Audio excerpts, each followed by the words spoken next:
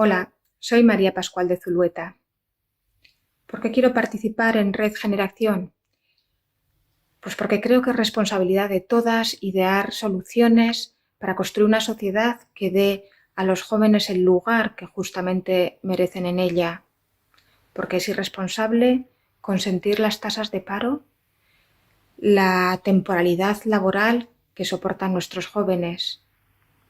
Porque aspiro a una sociedad del bienestar justa y solidaria, y esta solo se construye si los jóvenes encuentran y ocupan el espacio laboral que merecen.